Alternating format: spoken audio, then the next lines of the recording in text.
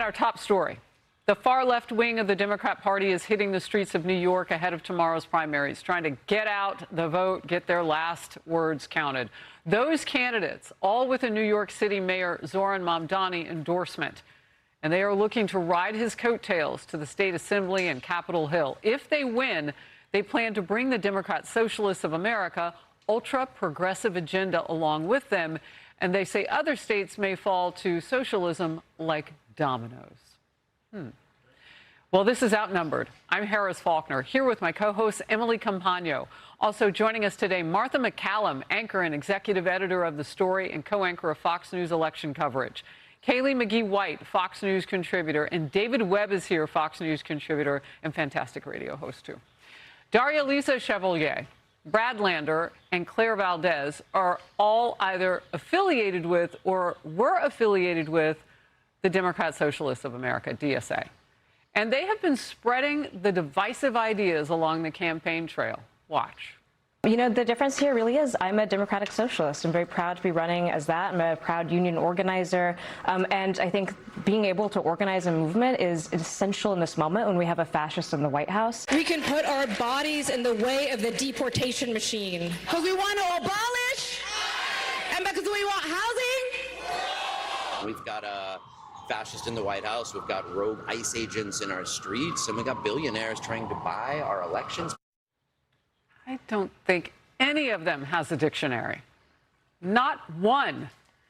Mamdani said this election cycle slate of candidates was his answer to the state of the Democrat Party, and other DSA-backed candidates are gaining traction in races across the country. And many of their ads echo the same anti-police, anti-Israel, anti-capitalist rhetoric that some political analysts say has become the new rallying cry of the left. Yeah, are they starting to outnumber the people who call themselves regular Democrats? The Wall Street Journal editorial board warning this: these races and others across the country reflect the potent organizing of the DSA and the left-wing march of young progressive voters. Their goal is to turn the Democrat Party even farther left than it has moved since Bill Clinton. Win or lose on Tuesday, the DSS agenda is gaining among Democrats. David Webb, I mean, not this group, but the one in Maine, has a Nazi tattoo that's been covered up by some other ink. But they call everybody else. They call Donald Trump. They call Republicans fascists. They don't even know the meaning of the word. It's not just the dictionary that they don't care to use. They probably own one. I don't really care. They can look it up online. These so-called socialists, democratic socialists or otherwise, they yell fascism. They argue against capitalism, but they want us to ignore the reality. 200 years ago, 94% or so of the planet lived in some form of poverty. Today, after a capitalist nation, America, we're getting into our 250th birthday, and the rise and the expansion of capitalist and free market enterprises around the world, the growth of a global economy, over 1 billion people were lifted out of that, and billions more live in, yes, marginal but better circumstances. That didn't come from socialism or communism, but if you contrast that with whether it's 80 million to 100 or 110 million that have been displaced, murdered by socialism and communism, or otherwise destroyed as societies were, the trajectory is remarkably different. When you go from abject poverty in parts of the world 200 years ago, and you have 100 years of communism, think of the change in the globe. That is fact. It is not debatable. Maybe the numbers are a little bit different, but it is not debatable that the evils of socialism and communism are far outweighed by the benefits of capitalism and the betterment of lives and the evolution of societies. Yeah, you know, Martha, it makes me, and I looked into this over the weekend, I don't know of a socialist regime that actually was better for the people. Like, there's no place on the planet that we tout and go, man, that socialism really worked. You know, it tends to dissolve into authoritarianism and tyranny eventually. And when you look at the examples here of Mayor Mamdani suggesting that property should be retaken by the government, by the city of New York, this gives you an inkling of where this usually heads. Most of these individuals are on the younger side. I don't know how much they have actually seen of real history play out, where socialism has led to authoritarianism. And when they look at this government, you know, and call it fascist, I would encourage them to actually dig a little bit below the surface and understand, when you watch this process, you watch the times that the judges have stepped in front of what President Trump wanted to do, when Congress has stepped in front of what he wanted to do. He gets a lot of what he wants, but you see our structure at work here. And in terms of billionaires, they keep yelling at billionaires. You know, I look at the schools that Mamdani went to Bowdoin, right? Graham Plattner is a prep school graduate himself. So they have benefited from people donating to these institutions that they went to in the cities that they live in, where philanthropists have, you know, built hospitals and operas and, you know, all sorts of cultural institutions that these people, you know, tend to really love and gravitate to. I would love to see what happens to all those in a socialist society. Yeah, now when you're talking about the young people and how they don't know, they don't have to live in a socialist country. They could read about it. Like, you know, education. Kaylee? Well, it is true that I think the Wall Street Journal also hits the nail on the head when they say that it is younger, more progressive voters who are really driving the energy behind the far left right now. Among young voters in particular, the Democratic Socialist of America has a double-digit higher approval rating than the Democratic Party itself. We saw this with Zoran here in New York. Many of his voters were younger voters in my generation, Gen Z.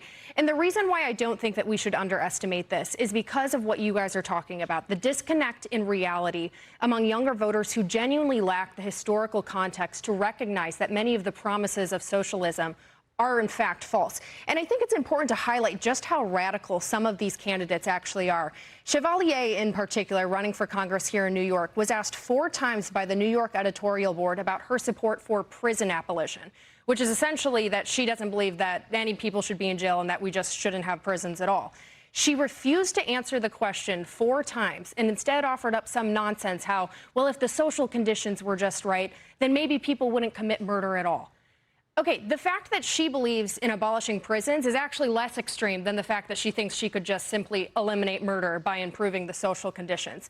It's completely disconnected from reality, and they have no actual realistic policy on how they would implement this at all. It's just a bunch of nonsense.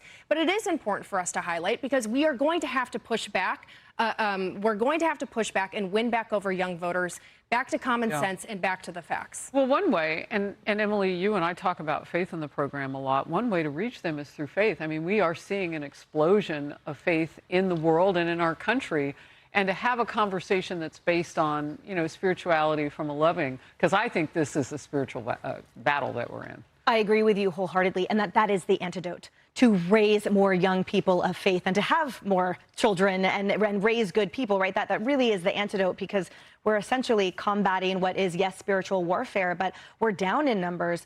I'll say this. Have you ever been maybe out too far a little bit in the water when the tide comes up? The point is, it doesn't come at you in a linear line. It all of a sudden rises all around you. And I think for people that seem to be surprised by the Democratic Socialists of America or the socialist identity being all of a sudden surrounding us, have not been seeing the forest for the trees in the past few years. And I bring that up to say that this is the predictable evolution and result of what was an orchestrated endeavor by our enemies and also the communists to install professors at college campuses and in high schools, and now of our really littles, to carry that communist regime, to carry the socialist regime, to whitewash what happened in World War II and World War I and the like. And 9/11. And 9/11. And I know that we have all traveled to those countries that are still dealing with the dire effects of a socialist government, a true installed socialist government decades ago. It doesn't just evaporate overnight. So it used to be that just before elections, you would see people come to the middle to try to attract the more moderate, which seemed to be more common. Now we are seeing the opposite, where they're being fish-hooked to the left, because that is what has risen all around us, while many Americans were sleeping, not realizing that their kids were being educated and the schools were gravitating toward that, and that Soros was funding all of this. So now all of Congress and all of these progressive candidates, you're right, Harris, they outnumber the regular Democrats, because that is the Democrat now. In fact, maybe we should stop saying the qualifier Democratic. They are just socialists, They're just and that means Democrat. Well, and I think sliding into communism, forgive me one second, David, because I want to hit on what you said. This sounds like the moment just before Hitler moved in. Because Jews were told, you know, so first they were to wear the star, first they were to give over parts of their business. It was like the mob taking over, and it seemed to be very slow. And then the next thing you know, they're being marched out of their homes and put in holding camps at first, and then and then it got worse and worse and worse. And the problem with that is, I love your analogy, is that tide just rises. It doesn't come into shore where you can run from it. It's all around you. Just to be quick and to add to what you said, this is an organized strategy. Neville Roy Singham, Jody Evans living in Shanghai, right? He's a communist agent, but he's an American citizen. Tom Steyer made his money in the markets in billions. The Chinese Communist Party 1,000 Talents program, the Chinatown strategy that Mao Zedong started. This is an organized strategy against free societies, not just against America. Richmond, California, I want everyone to look that city of 116,000 up. That's where I went to school. Because their progressivism and socialism is coming to bear, and if Chevron leaves those shores, that's the end of a small American city. It's not just New York, Seattle, and others, but it's an organized strategy. It's important that everyone look this up and learn what's really going on here. So who wins? You know, I mean, I'm just thinking about what you said about faith and, you know, people having other things to turn to rather than government, right? And that's really one of the seeds and the structures of Marxism, is to alienate families as leadership, and to have the government is what you lean on for everything in your life, whether it's housing or your job or your education or anything. And that is your faith, right? Your faith is in government, rather than in whatever you choose it to be, in terms of the spiritual life. So, you know, all of these things, you know, somebody who just tuned into Fox and has never watched before, oh, yeah, that's exactly what I would expect them to say. But these are realities. These are historically based, and history repeats itself. So you see these movements. There have been many movements towards Democrat socialism or socialism, you know, pushing up against the tide of the United States over all of our history in different moments. And it is back here again, and people are going to have to take a close look at it and decide what kind of future they want to have. Well, I tell you what, it makes 2026 midterms and 28 presidential, it puts a huge focus on who we don't want to be and what it takes not to become that. All right, be sure to like and subscribe for all the Fox News latest on YouTube, and catch full shows streaming now on Fox One.